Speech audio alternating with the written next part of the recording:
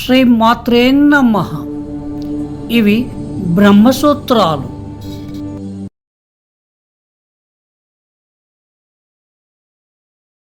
సమన్వయ అధ్యాయం 1, విభాగం 2, సూత్రాలు 32 నుంచి 63 వరకు. అర్భకౌ కౌస్పత్త ద్వపదేశాచ్యునేతి చేత్న నిచయత్వద్వైవం వ్యోమవచ్చ 1, 2, 7, 38. పేర్కొన్న నివాసం అనగా హృదయం యొక్క సూక్ష్మత కారణంగా మరియు దాని యొక్క అర్థం అనగా అతి సూక్ష్మత కారణంగా ఈ వాక్యం బ్రహ్మాన్ని సూచించదు అని ఎవరైనా అంటే మేము కాదు అని అంటాము. ఎందుకంటే బ్రహ్మాన్ని ఈ విధంగానే ధ్యానించాలి మరియు ఈ విషయం ఆకాశం విషయంలో మాదిరిగానే ఉంటుంది. సూత్రం 1పై అభ్యంతరము లేవనెత్తి దానిని ఖండించడం జరిగింది. సూత్రం 1 మనస్సు అనగా మనోమయముతో కూడినదే బ్రహ్మం. ఇప్పుడు ఒక అభ్యంతరం లేవనెత్తబడింది.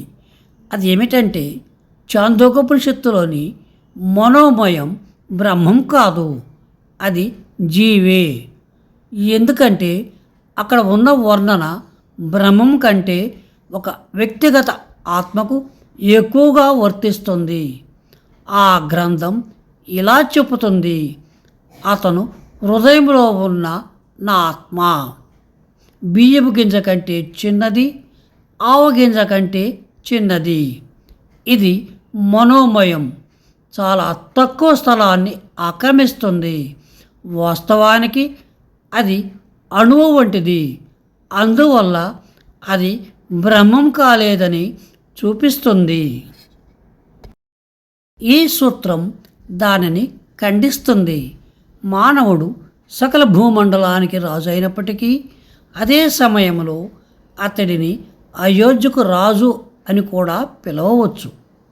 శాలిగ్రామం అనే పవిత్రమైన శిలలో విష్ణుమూర్తిని సాక్షాత్కరించగలిగినట్లే హృదయం అనే గదిలోని అతి సూక్ష్మమైన ప్రదేశములు అనంతాన్ని సాక్షాత్కరించుకోగలము. కాబట్టే ఆయనను అణువు అని పిలుస్తారు. భగవంతుడు సర్వత్రా ఉన్నప్పటికీ హృదయంలో కొలువై ఉన్నట్టుగా ధ్యానించినప్పుడు ఆయన సంతోషిస్తాడు. ఈ విషయం సూదిరంధ్రం వంటిది. ఆకాశం సర్వవ్యాపి అయినప్పటికీ సూదిరంధ్రంలో దానికున్న సంబంధాన్ని బట్టి దానిని పరిమితమైనదిగా, సూక్ష్మమైనదిగా వర్ణించారు. బ్రహ్మం విషయంలో కూడా అలాగే అంటారు. నివాస పరిమితి మరియు సూక్ష్మత అనే లక్షణాలు కేవలం భావన మరియు ధ్యాన సౌబల్యం కోసం బ్రహ్మకు ఆపాదించబడ్డాయి. ఎందుకంటే సర్వవ్యాపి అనంతమైన బ్రహ్మంపై ధ్యానం చేయడం కష్టం. ఇది నిశ్చయంగా ఆయన సర్వవ్యాపకత్వానికి విరుద్ధం కాదు.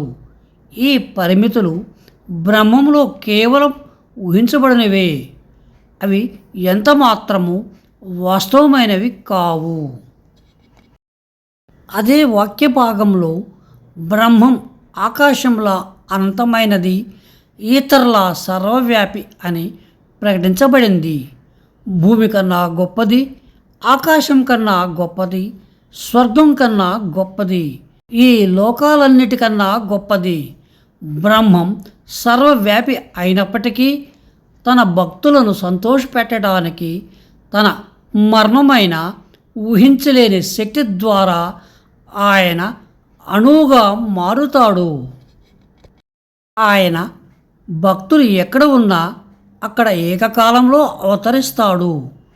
ఈ అణు బ్రహ్మం ప్రతి చోట ఏకకాలంలో అవతరించటం ఆయన వ్యక్త రూపంలో కూడా ఆయన సర్వ వ్యాపకత్వాన్ని స్థాపిస్తుంది. గోపికలు శ్రీకృష్ణుణ్ణి ప్రతి చోట చూశారు. ప్రతివాది ఇలా అంటాడు, ఒకవేళ బ్రహ్మం హృదయంలో నివసిస్తే మరియు ఆ హృదయ నివాసం ప్రతి శరీరంలోనూ భిన్నంగా ఉంటే వేరువేరు పంజరాలలో బంధింపబడిన చిలుకల వలె వేరువేరు నివాసాలు గల జీవులకు అంటుకునే అన్ని సంపూర్ణతలు అంటే భాగాలతో కూడి ఉండటం వల్ల కలిగే ఐక్యత లేకపోవటం, అశాశ్వతత్వం మొదలైనవన్నీ ఆయనకు కూడా అంటుకొని ఉంటాయి. ఆయన శరీరాలతో సంబంధం వల్ల కలిగే అనుభవాలకు లోనవుతాడు. దీనికి రచయిత ఈ క్రింది సూత్రంలో తగిన సమాధానమిస్తాడు. సత్శేషం. శుభం భూయాత్.